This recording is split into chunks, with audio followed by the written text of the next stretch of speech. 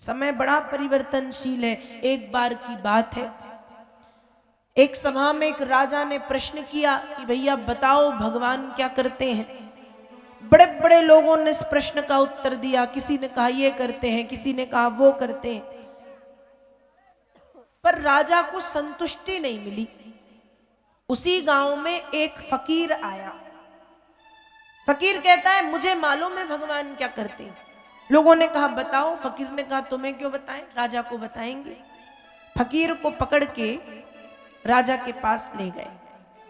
अब जब फकीर को पकड़ के राजा के पास ले गए और जब फकीर से पूछा गया राजा ने कि भगवान क्या करते हैं, तो राजा कहता है, फकीर कहता है महाराज पहले ये बताओ प्रश्न पूछने वाला कौन होता है।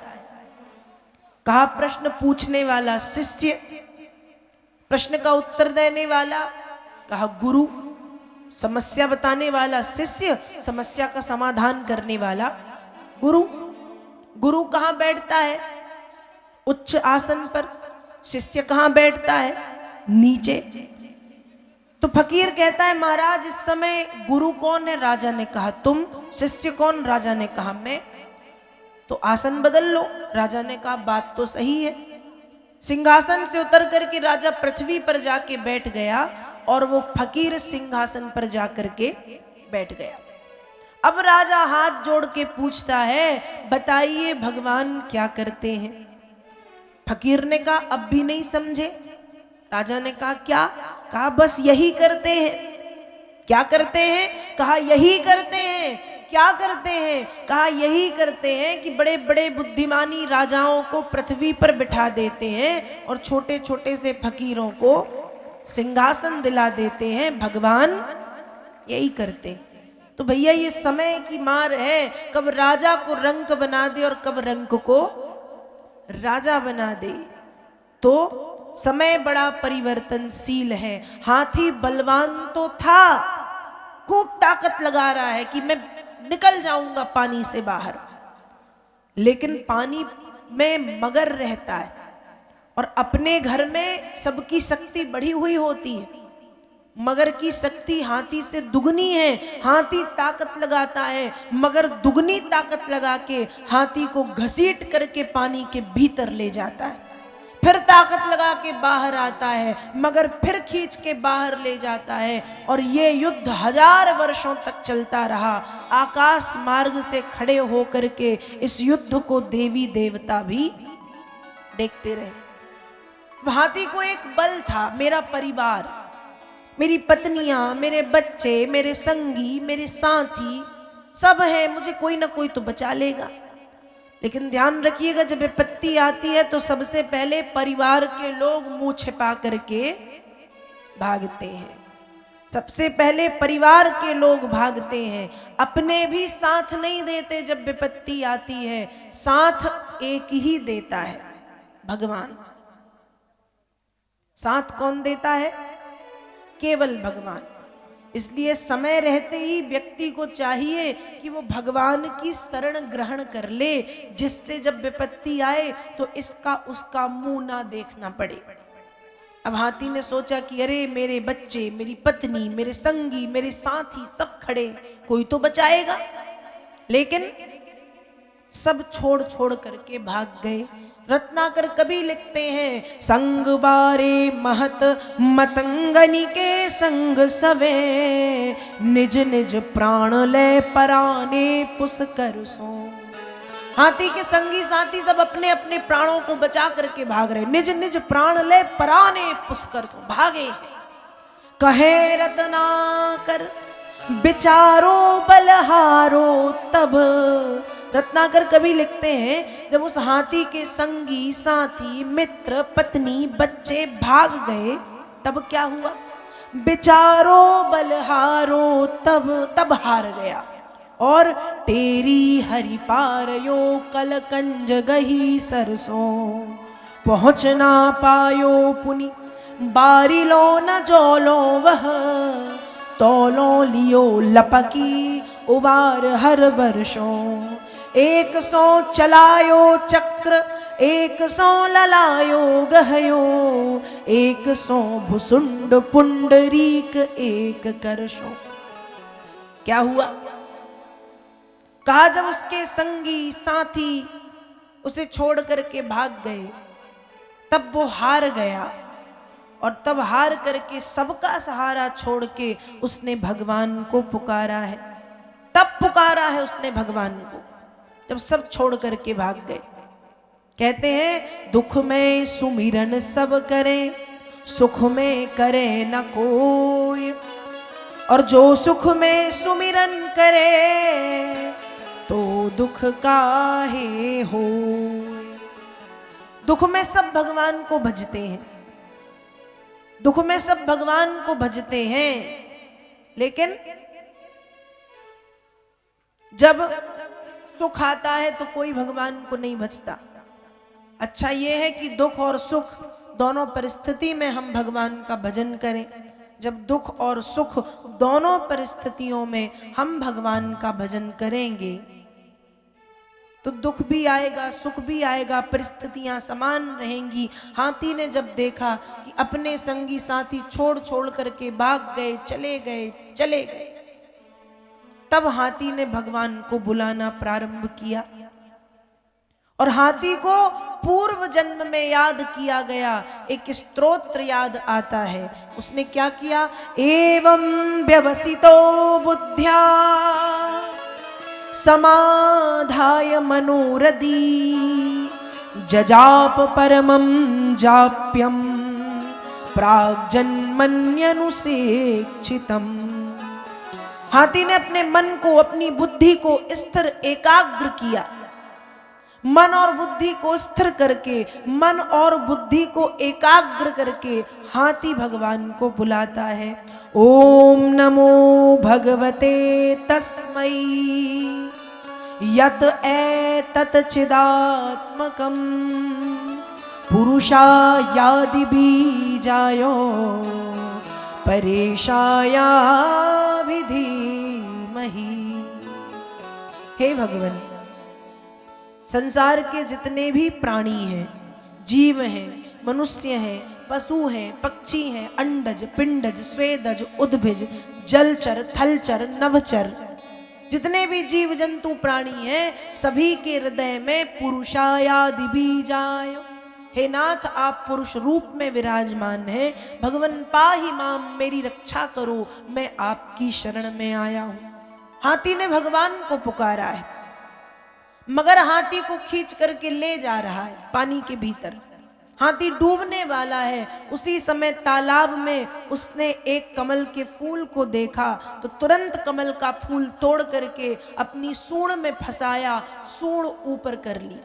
हाथी पूरा डूब गया है, केवल सूंड दिख रही है, और वो भगवान को बुला रहा है कि हे भगवान पाहि माम, मेरी रक्षा करो, मेरी रक्षा करो, मेरी रक्षा करो। भगवान को पुकारा है, और वो गजराज गजेंद्र पुकार करता है, करुण पुकार, हे भगवान। हाथी ने भगवान को बुलाना प्रारंभ किया कि हे भगवान आइए, हे भगवान आइए, और आकर के मुझे बचाइए। बड़ी करुण पुकार हाथी करता है भगवान से कि हे भगवान मुझे बचा लीजिए। और रत्नाकर कवि लिखते हैं कि जब एक भक्त दुखी होकर के भगवान को बुलाता है तो वो आर्त पुकार, वो करुण पुकार भगवान के पास बड़े जल्दी पहुंच जाती है। वायु से भी सवेगनी वो निराधार हुआ करती है, यंत्र बतंत्र उचाटन मोहन मंत्र का सार हुआ करती है। योग वयज्ञ जपाधि तपाधि को से यो अपार हुआ करती है, ब्रह्म के अस्त्र से भी बढ़कर सदा भक्त पुकार हुआ करती है। इस संसार में सबसे तेज गति है वायु की, लेकिन वायु से भी तेज गति होती है एक भक्त की पुकार की। कब? जब भक्त दुखी होकर के भगवान को पुकारता है, तब बड़ी बड़ी मशीनों से भी तेज गति से, यहां तक कि ब्रह्मास्त्र से भी तेज गति से यदि भक्त करुण भाव से भगवान को पुकारता है तो वह पुकार भगवान के पास पहुंच जाती है। इस गजराज गजेंद्र ने दुखी होकर के बड़े करुण भाव से भगवान को पुकारा है कि भगवान, मेरे परिवार के सभी संगी साथी मेरा साथ छोड़ करके भाग गए हैं। हे भगवान, अब मैं आपकी शरण में आया हूं, मुझे बचा लीजिए, मेरी रक्षा कीजिए। भगवान को पुकारा और जब इसने भगवान को इस करुण भाव से, आर्त भाव से दुखी होकर के पुकारा है, बहुत दुखी होकर के जब इसने भगवान को बुलाया है, तो आर्त पुकार, करुण पुकार अति शीघ्र भगवान के पास पहुंची। रत्नाकर कवि लिखते हैं, जब गजराज गजेंद्र ने भगवान को पुकार लगाई तो भगवान क्या कर रहे थे? कहा, रमत रमा के संग आनंद उमंग भरे, अंग परे थहरी मतंग अवराधे पे। कहे रत्नाकर बदन दुति और भई, बूंदे छई छलकी द्रगनी ने हनाधे पे। धाए उठी वारना उबारन में लाई रंच, चंचलाहू चकित रही वही वेगी साधे पे। आवत बितुंड की पुकार मग आधे मिली, और लौटत मिल्यो तो पक्षी राज मग आधे पे। क्या हुआ? जब भगवान को पुकारा है इसने, गजराज गजेंद्र ने, तो भगवान क्या कर रहे हैं? कहा, रमत रमा के संग, भगवान माँ रमा के साथ, माँ लक्ष्मी के साथ, माँ चंचला के साथ, माँ चपला के साथ, माँ कमला के साथ बैठ करके मनोविनोद कर रहे थे, हंसी मजाक कर रहे थे, वार्तालाप कर रहे थे, अच्छी अच्छी बातें कर रहे थे। लेकिन जैसे ही गजराज की करुण पुकार भगवान के कानों पे पड़ी, तुरंत अंग परे थहरी, तुरंत भगवान के अंग प्रत्यंग हाथ पैर कांपने लगे। बूंदे छई छलकी, भगवान की आंखों से आंसू बहने लगे। और फिर भगवान ने विलंब नहीं किया, धाए उठी बारना, उठे और दौड़ पड़े। यहां मां लक्ष्मी सोचती थी कि भगवान जो है वो बड़े धीमे धीमे संभल संभल के चलते हैं, लेकिन आज लक्ष्मी मैया ने जब भगवान की गति को देखा कि क्षण भर में अंतर्धान हो गए नारायण, तो चंचलाहू चकित रही। भगवान की ऐसी गति को देख करके लक्ष्मी भी चौंक गई कि भगवान की गति तो बड़ी तेज है, मुझे तो पता ही नहीं था। क्षण भर में भगवान अंतर्धान हो गए हैं और कहां पर पहुंचे? उस त्रिकूट पर्वत का जो वो सरोवर है, त्रिकूट पर्वत में महात्मा वरुण का जो उद्यान है, उस उद्यान में जो सरोवर है, उस सरोवर में भगवान पहुंचे हैं। और पहुंचते ही सबसे पहले भगवान ने क्या किया? 100 चलायो चक्र, 4 हाथ है, चारों से काम कर दिए। 100 ललायो गहयो, 100 भुसुंड पुंडरीक एक करसो। एक हाथ से चक्र चला के मगर का सिर काट दिया, दूसरे हाथ से हाथी को थपथपाया कि भैया चिंता मत कर, मैं आ गया हूं।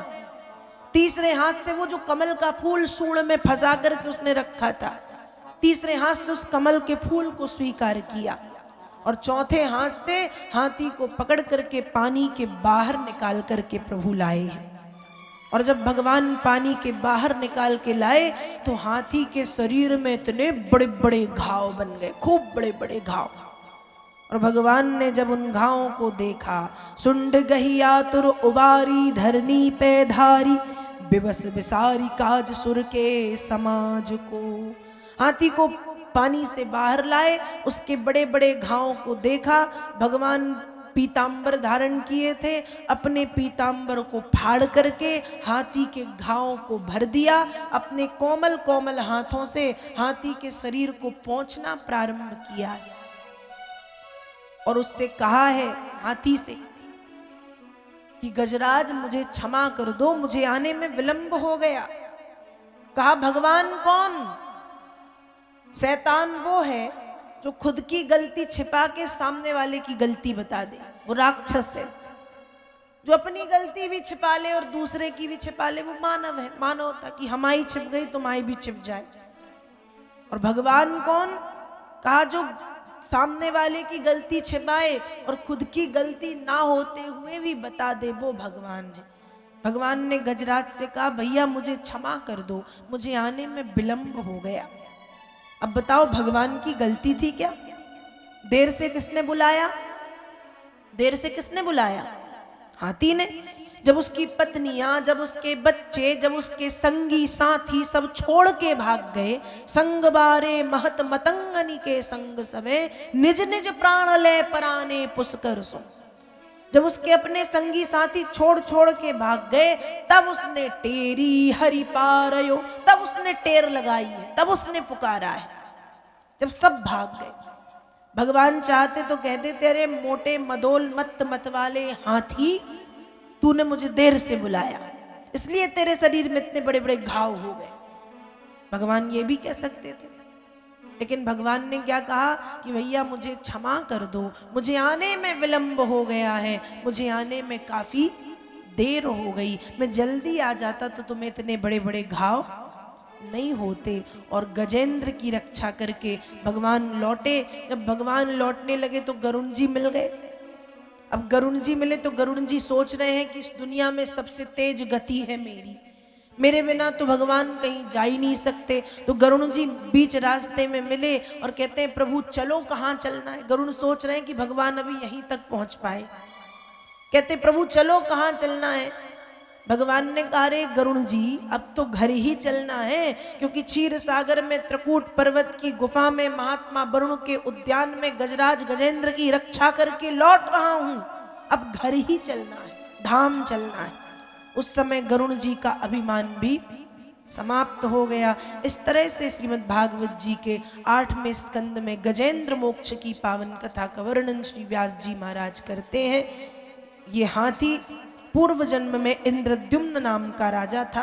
अगस्त मुनि के श्राप से इसे हाथी की योनि प्राप्त हुई, और ये जो मगर था ये हुहु नाम का गंधर्व था। देवल ऋषि के श्राप से ये मगर बना और कहा था कि प्रभु ही तेरा उद्धार करेंगे। तो भगवान ने मगर का भी उद्धार किया, गजराज का भी उद्धार किया। भागवत के 8वें स्कंद में गजेंद्र मोक्ष की पावन कथा का वर्णन श्री व्यास जी करते हैं। तो अब एक बार जय श्री कृष्ण तो बोलना ही पड़ेगा। बोलिए श्री वृंदावन बिहारी लाल की जय, हनुमान जी महाराज की जय।